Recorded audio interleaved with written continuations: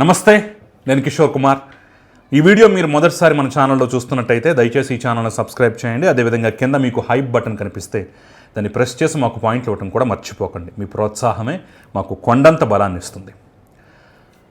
Bachalakuri Joseph alias Prashnaravan పేకల్లోతులో కూరుకుపోయాడా?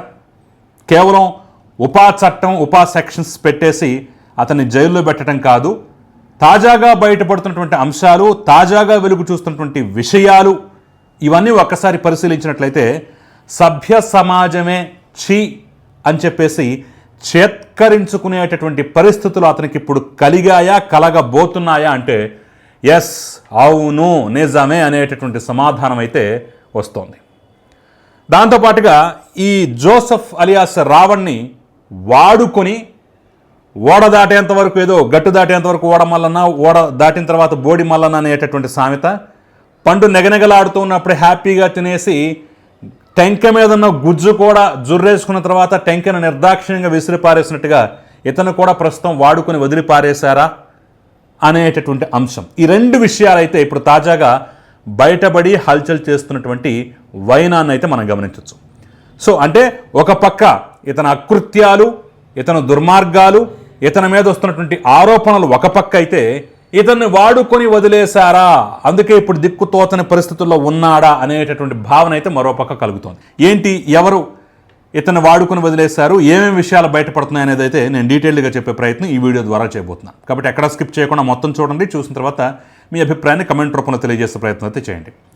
సరే, first ఏ విషయాలు బయటపడ్డాయనేటువంటి అంశాన్ని మనం చూసినట్టయితే ప్రస్తుతం ఉన్నటువంటి సమాచారం ప్రకారం, అంటే ఇది ఏదో అల్లాటప్పాగా ఏదో యూట్యూబ్ ఛానల్లోనో లేదంటే ఎక్కడో సోషల్ మీడియా పోస్టింగ్లో వచ్చినటువంటి విషయం కాదు. విశ్వసనీయమైనటువంటి mainstream media ETV Andhra Pradesh వాళ్ళ ఫేస్బుక్ పేజ్లో వేసినటువంటి బ్రేకింగ్ న్యూస్ ఆధారంగా నేను చెప్పే ప్రయత్నం చేస్తున్నాను. ఇతనికి ఇప్పటివరకు ఉపా చట్టం అంటే దేశం అంటే భక్తి లేదు, దేశం అంటే గౌరవం లేదు, మావోయిస్టుల్ని పూజిస్తాడు, ఆరాధిస్తాడు, మావోయిస్టులను సపోర్ట్ చేస్తాడు, ఆపరేషన్ సింధూర్ని వ్యతిరేకిస్తాడు, తీవ్రవాదులకు సపోర్ట్ చేస్తాడు, ఈ అంశాలన్నీ మనం చూసాం కదా. అంతకు మించి అమ్మాయిలతో ఎఫ్ఐఆర్లు, అనేక మందిని లైంగికంగా లోబర్చుకొని వాళ్ళని బెదిరింపులకు గురి చేసి భయపెట్టినటువంటి వైనాలు తాజాగా బయటపడుతున్నాయట.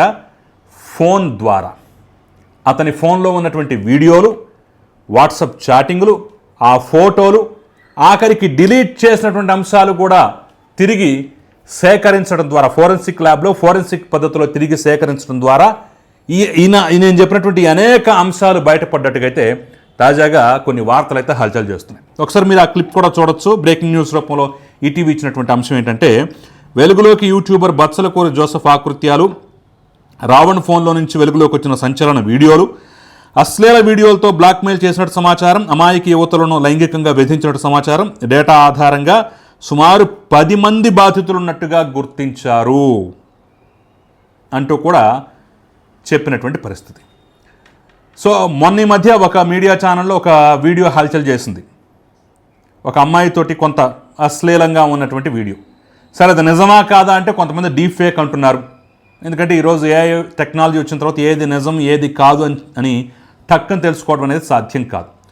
సో నేను కూడా దాని గురించి అంతకుముందు ప్రస్తావించలేదు. ఎందుకంటే నిజం కావచ్చు, కాకపోవచ్చు, అతని మీద గ్లడ్జ్ ఉన్న వాళ్ళు ఎవరైనా కొంత ఈ రకంగా డీప్ ఫేక్ వీడియో చేసేటటువంటి ప్రయత్నం చేయొచ్చు, అలా చేసి కూడా ఉండొచ్చు అని చెప్పేసి, సరే మనకు ఆధారాలు లేకుండా మాట్లాడొద్దని చెప్పేసి నేను కూడా దాని గురించి మాట్లాడే ప్రయత్నం చేయలేదు.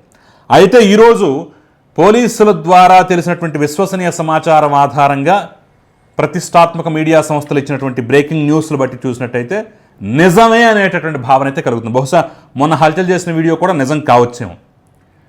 అమ్మాయిలతో సన్నిహితంగా ఉండి వాళ్ళని లోబరుచుకుని తర్వాత బ్లాక్మెయిల్ చేశాడు అనేటటువంటి ఆరోపణ అయితే బలంగా వినిపిస్తోంది.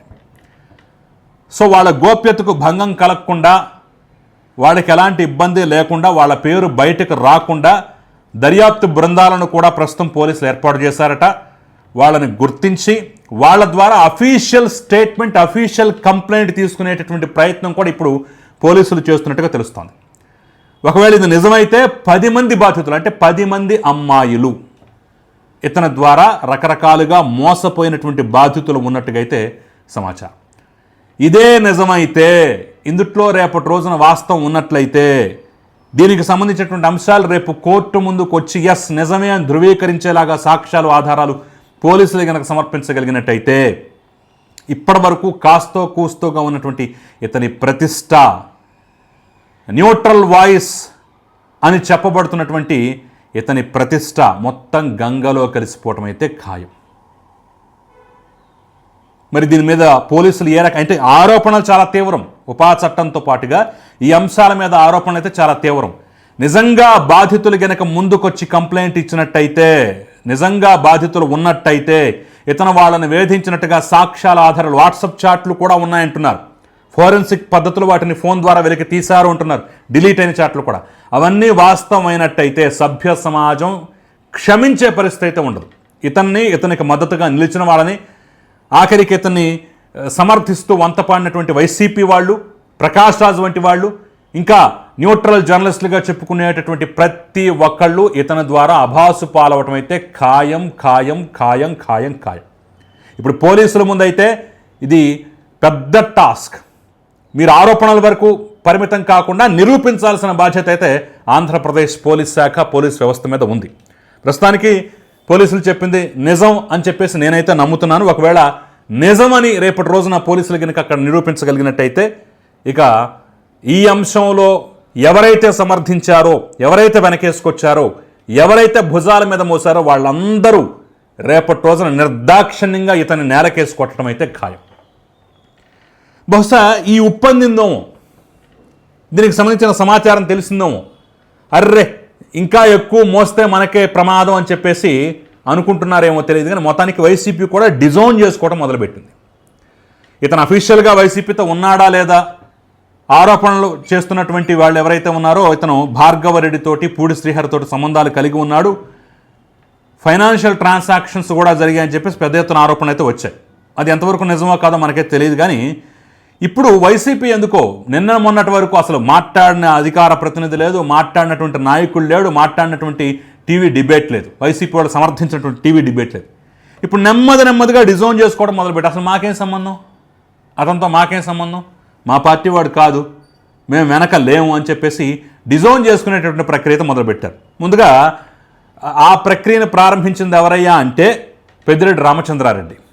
ఆయన ఒక స్టేట్మెంట్ కూడా ఇచ్చినట్టుగా తాజాగా తెలుస్తోంది. ఒక ప్రెస్తో మాట్లాడుతూ మాకేం సంబంధం, మా పార్టీ వాడు ఎందుకై, మేమెక్కడ అతను వెనకున్నాం, మేమెందుకు మాట్లాడించాం, అతని జర్నలిస్టు పవన్ కళ్యాణ్ మాట్లాడిన దానికి హర్ట్ అయిపోయి అతను మాట్లాడితే మేమేం చేస్తామని చెప్పేసి మాట్లాడటం అయితే మొదలుపెట్టాం. రేపటి రోజు నెమ్మదిగా ఆ తీవ్రత కూడా తగ్గించేసి, ఇక తన మొయ్యటం తగ్గించేసి, ఎవరెతను, ప్రశ్నారావణ ఎవరెతను మాకు తెలియదే, మేము గతంలో కూడా ఎప్పుడు సమర్థించలేదని చెప్పేసి డిజోన్ చేసుకొని నిర్దాక్షిణ్యంగా నేలకేసుకొట్టినా సరే ఆశ్చర్యపోవాల్సిన పని అయితే లేదు. ఎందుకంటే ఆ తీవ్రత తెలుస్తుందని చెప్పేసి ఎందుకన్నానంటే, నిన్న మొన్నటి వరకు సైలెంట్గా ఉన్నటువంటి విజయసాయిరెడ్డి వంటి వాళ్ళు కూడా ఈరోజు బయటకు వచ్చి స్టేట్మెంట్లు ఇస్తున్నారు, మత యాంగిల్లో మాట్లాడుతున్నారు. ఒకసారి విజయసాయిరెడ్డి ఏం మాట్లాడాడు చూసినట్టయితే, రావణులు, ప్రకాష్ రాజులు ఎక్కడి నుంచి పుట్టుకొస్తున్నారు, వీరికి మద్దతు ఇస్తున్నది ఎవరు, రావణ్ ప్రకాష్ రాజును వైసీపీ సమర్థించడం హిందుత్వంపై దాడే, ఇలాంటి ఆలోచనాపరుల్ని మతపరమైనటువంటి ఉగ్రవాదంగా భావించాలి, చట్టం వేసే శిక్షతో పాటు సమాజం కూడా వీరందరినీ వెలివేయాలి, ఏపీ తెలంగాణ ప్రభుత్వాలతో పాటు కేంద్రం వీరిపై చర్యలు తీసుకోవాలని చెప్పేసి విజయసాయిరెడ్డి తాజాగా మాట్లాడినటువంటి మాట, తాజాగా ఇచ్చినటువంటి స్టేట్మెంట్.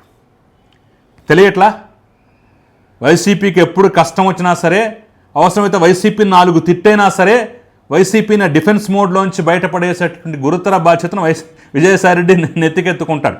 ఇప్పుడు అదే చేస్తున్నాడు. ప్రకాష్ రాజులు, రావణులు ఎక్కడి నుంచి పుట్టుకొస్తున్నారు, అసలు వాళ్ళని సమర్థించడం అంటే హిందుత్వంపై దాడట. మరి పెద్ద ఎత్తున ఇదే అంశం మీద ఆర్ఎస్ఎస్ వాళ్ళు కానివ్వండి, హిందుత్వవాదులు కానివ్వండి, బీజేపీ వాళ్ళు కానివ్వండి గగ్గోలు పెట్టినా స్పందించినటువంటి వాళ్ళు మరి ఇప్పుడు ఒక్కసారిగా వైసీపీకి ఇబ్బంది అవుతుందేమో, ఇతని లీలలు, ఇతని కథలు, ఇతని మీద ఉన్నటువంటి ఆరోపణలు ఒక్కొక్కటిగా బయటకు వస్తున్నటువంటి నేపథ్యంలో ఇక సమర్థించటం, మొయ్యటం బూమ్రాంగ్ అవుతుందేమో, ఎదురు దెబ్బ అవుతుందేమో అని చెప్పేసి భావించినటువంటి నేపథ్యంలో వాళ్ళు డిజోన్ చేసుకోవడంతో పాటుగా వాళ్లను సమర్థించేటటువంటి తెరచాటు మనుషులు కూడా ఇప్పుడు డిజోన్ చేసుకోవటం, వ్యతిరేకించడం అయితే మొదలుపెట్టారు. అంటే పెద్దిరెడ్డి రామచంద్రారెడ్డి వంటి వాళ్ళ అఫీషియల్ స్టేట్మెంట్తో పాటు సాయిరెడ్డి వంటి వాళ్ళ స్టేట్మెంట్ని బట్టి చూస్తున్నట్టయితే రావణ్ అనేటటువంటి వ్యక్తిని మొయ్యటం అనేది ఆత్మహత్యా సదృశ్యం అనేటటువంటి ఫీలింగ్ అయితే అందరిలోనూ కలుగుతోంది అనేదైతే చాలా క్లియర్గా తెలుస్తుంది. ఇక్కడ మరో అంశం కూడా మాట్లాడుకోవడం, వైసీపీ గురించి ప్రస్తావన వచ్చింది కాబట్టి రావణ్తో పాటుగా కేవీ రెడ్డిని కూడా అరెస్ట్ చేశారు. రావణ్కి ఇచ్చినటువంటి హైపు, రావణ్ని మోసినటువంటి విధానం, రావణ్ని వెనకేసుకొచ్చినటువంటి తీరు, రావణ్ని సమర్థించినటువంటి ఇది చూసినట్టయితే కేవీ రెడ్డికి కనీసం 1% కూడా ఇవ్వలేదు. కేవీఆర్కి ఎందుకు ఇవ్వలేదయ్యా అంటే దాని మీద కూడా కొన్ని అంశాలు బయటకు వస్తున్నాయి.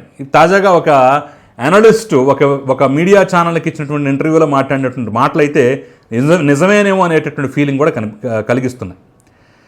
కేవీ రెడ్డిని దాదాపు 2-3 నెలల క్రితం ఆంధ్రప్రదేశ్ పోలీసులు హైదరాబాద్ వెళ్ళి అరెస్ట్ చేసే ప్రయత్నం చేసినప్పుడు పెద్ద ఎత్తున అక్కడ యూట్యూబర్లు, జర్నలిస్టులు వ్యతిరేకించారు, గొడవ చేశారు. సరే, అప్పుడు 2 రాష్ట్రాల మధ్య మళ్ళీ ఉద్రిక్త పరిస్థితులు వస్తాయేమో అని చెప్పేసి కొంత పోలీసులు తగ్గారు. అయితే నువ్వు ఒక 2-3 నెలల పాటు అండర్ గ్రౌండ్లోకి వెళ్ళిపో, అసలు ఎక్కడ బయట కనిపించొద్దు అని చెప్పేసి వార్నింగ్ ఇచ్చారట వైసీపీ వాళ్ళు. అతన్ని జాగ్రత్తగా అండర్ గ్రౌండ్కి పంపించారట.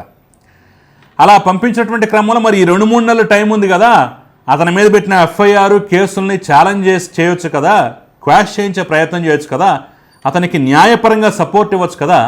అలాంటి ప్రయత్నాలు ఏమీ చేయకుండా అతను అండర్ గ్రౌండ్కి పంపించారు. అతను మళ్ళీ బయటకు వచ్చిన తర్వాత అడ్డంగా పోలీసులు పట్టేసుకున్నారు. ఇప్పుడు అతని గురించి మాట్లాడేవాళ్ళు లేడు, అతన్ని డిఫెండ్ చేసేవాళ్ళు, అతనికి న్యాయ సహాయం కూడా చేసేవాళ్ళు ఉన్నారో లేరో కూడా తెలియనటువంటి పరిస్థితి. వైసీపీతో పెట్టుకుంటే ఈ విధంగా ఉంటుందని చెప్పేసి అయితే ఆ యొక్క అనలిస్ట్ గారు చేసినటువంటి కామెంట్ అయితే నిజంగా నాకు ఆశ్చర్యం అనిపించింది, నిజమనేటటువంటి భావన అయితే నాకు కలిగింది. సో ప్రస్తుతం రావణ్ని వెనకేసుకొస్తే, రావణ్ని సమర్థిస్తే, లేదా రావణ్కి అండదండగా ఉంటే మనకు మైలేజ్.